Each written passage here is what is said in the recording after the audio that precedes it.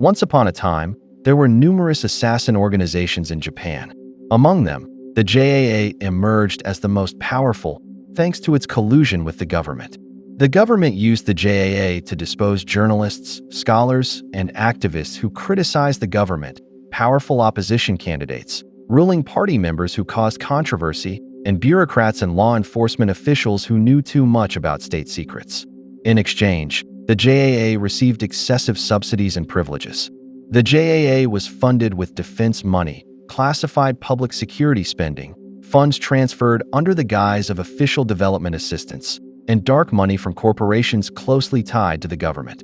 As a result, the JAA evolved into a legally government-sanctioned assassination organization. However, X said, killing creates dependency.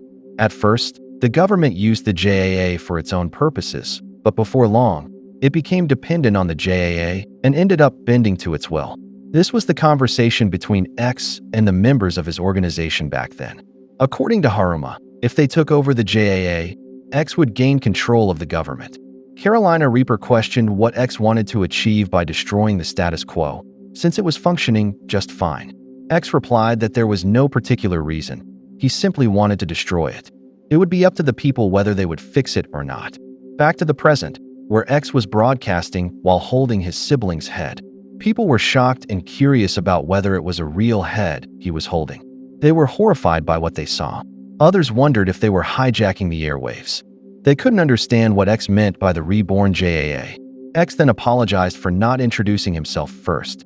He said he's known as X and has a message for the people of Japan. He admitted he wasn't used to public speaking, which made him nervous. He then revealed that there are assassins in Japan. Including amateurs, there are reportedly about 10,000 assassins. They live secretly among the population, and it's possible that people might even know an assassin without realizing it. He claimed these assassins are led by an organization called the Japanese Assassin Association. Everyone was focused and listening to what he was sharing. The broadcast was appearing on computers and phones as well. People were confused by the information he was revealing about assassins and the JAA. They couldn't figure out what he was talking about. Meanwhile, the staff at Japan TV were in chaos. The director stood up because he couldn't understand what was happening. He wanted to switch to commercials, but they had been hijacked and couldn't control the broadcast. Someone mentioned that the same thing was happening on other stations as well. As a result, they were receiving numerous complaints. At the Communications Surveillance Bureau of the Ministry of General Affairs, they couldn't identify where the hijacker's signal was coming from. They wondered if the broadcasting control center system was down. It seemed to them like the top brass were simply allowing this to happen. At the Cyber Self-Defense Force office, they declared this a national defense issue that could be considered a coup. They were concerned about why the government wasn't responding, noting that this situation was unusual. Someone then rushed into the Prime Minister's office to report this emergency. He said they were being flooded with questions from various agencies and local governments. However, he was shocked to find that the Prime Minister wasn't in his office. X continued speaking, saying that assassins operate in silence. They spill their blood for reasons that cannot be mentioned, all to maintain order in the underworld. But he questioned whether people truly deserve that protection. He asked if it was worth risking their lives for them. X said he wasn't sure anymore. Once upon a time, he wanted to create a world where kind-hearted people could live kind-hearted lives. But then he realized a fundamental truth. Goodness is merely an illusion maintained by society's most privileged. Violence, he claimed, is at the core of every person, and he would leave them proof of this. Torimaru and others were watching the broadcast from the JCC computer lab. Natsuki was curious about what X planned to say next. X stated that on average, people have a serious desire to kill others 3 times in their lifetime. Therefore, he announced he would give every citizen of the country a gun and 3 bullets. It would be up to them how they wanted to use these. There would be no criminal penalties for doing so. People couldn't believe what they were hearing. The topic of the new JAA and the government takeover began trending. People were anxious, while others questioned who he was to do such a thing, saying he had no authority. X added that people might be wondering if his plan was possible, so he brought someone to explain it to them. The Prime Minister of Japan appeared and confirmed what X was saying. Everyone was shocked to see him on the broadcast, while some thought it might just be a stunt. But the Prime Minister stated that the group had already taken control of all their infrastructure, communications, electricity, logistics, and finance.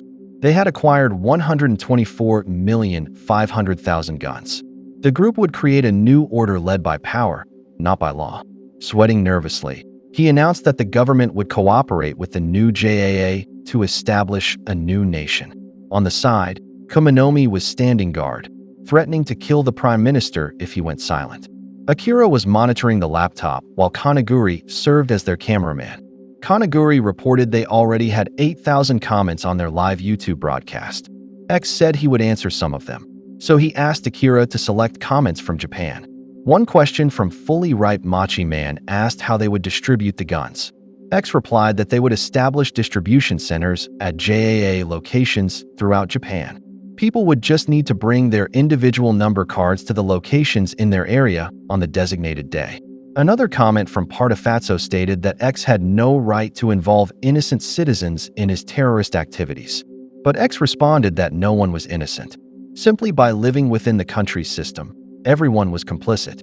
Akira read one more comment from Killbaby, who said they didn't understand the rules. X's response was that the intellectually inferior didn't need to understand the rules. X announced that very soon, the country's preconceived ideas would crumble and Japan would become an elective society. The decision whether to live, die, or kill would be in people's hands, even if they had lived far from violence. This hell will descend mercilessly upon them. Aoi and Lu watched the broadcast from Sakamoto store. X then welcomed everyone to complete freedom and complete disorder. However, he added that if a society based on kindness prevails, then the world that Ryan dreamed of would be fulfilled. Back at Okatabe Castle, Oki played X's broadcast and stated that from now on, the new JAA would lead the government. Shin and Sakamoto couldn't believe what they heard. They then figured out that was X's true objective all along. The order had teamed up with X, and Sakamoto was puzzled about why. Oki replied that there were many reasons. Most importantly, the era of assassins was coming to an end. This made Sakamoto think. Thanks to modern developments in surveillance, carrying out covert assassinations was becoming increasingly difficult. The costs of assassinations were rising while demand was falling each year. The business model itself was becoming obsolete. And with the rise of legal alternatives to assassinations, including information warfare, cancel culture, and the spread of fake news, their potential assassination clients were simply using societal ostracism instead. Oki added that in a country where violence was no longer the optimal solution, X was the key to destroying the illusion of law and order and bringing back the age of the assassin. Sakamoto realized that, in other words, they wanted to team up with X to maintain the assassination business. Oki didn't deny this. He admitted that he loved assassinations. Off to the side, Shin and Heisuki thought that Oki seemed to be sick in the head. Oki declared that he loved killing and power, wars, purges, and assassinations. Power, he claimed, is always established by force. Laws and rules are merely embellishments. The truth is, the world is built on violence, and assassins are at the apex of the food chain. Sakamoto responded that Oki only believed the world was built on violence because that was the only world he knew. This made Oki laugh, saying that now Sakamoto was talking like a normie. No matter, he said, the victor has the final say. He looked at his watch and announced it was time to work. He gave them only 3 minutes and said there would be no overtime pay. So Tanabata, Shishiba, Osaragi, and Torres prepared themselves. Shin then shouted for everyone to jump. Osaragi was the first to attack, using her buzzsaw against them. Fortunately, they all jumped simultaneously and managed to avoid it. Upon landing, Shin felt confident facing her since she had seen how Osaragi moved at the art museum. He thought he stood a chance if he didn't let Osaragi swing her weapon. Shin put her in a headlock. However, Osaragi managed to grab his hair. Shin couldn't believe her incredible strength as he was thrown against the wall, causing it to break. Heisuki became concerned for his comrade. Meanwhile, Shishiba attacked Heisuki with his hammer, but he blocked it with his rifle. He called him Mishimo and asked if there was anything he wanted to say. Heisuki questioned why they chose to side with X, asking what Hyo would say if he were still alive. Shin was struggling to stand up at the side and became worried when he realized something. Shishiba was on the move again and just made a signal. Heisuke kept trying to get answers, but Shin told him to focus on the fight instead. Boiled was behind them and didn't immediately notice an attack coming his way. It was Tanabata who used his guitar to strike him. The force was so powerful that Boiled crashed through the wall to the other side. Tanabata didn't stop there and continued punching him in the face and chest. As Boiled fell, he thought that despite looking like a music nerd, Tanabata was actually a hardcore fighter. Tanabata took his guitar pick and used Boiled's body like a guitar, with his neck serving as the fretboard. Blood spilled from his stomach because of the pick. Nevertheless, Tanabata wasn't satisfied and commented that the sound quality was poor. Meanwhile, Sakamoto was on guard when Torres suddenly jumped from the roof. Torres prepared his sand blaster. However, Sakamoto quickly positioned himself to avoid it and kicked him. The force sent Torres back to the roof.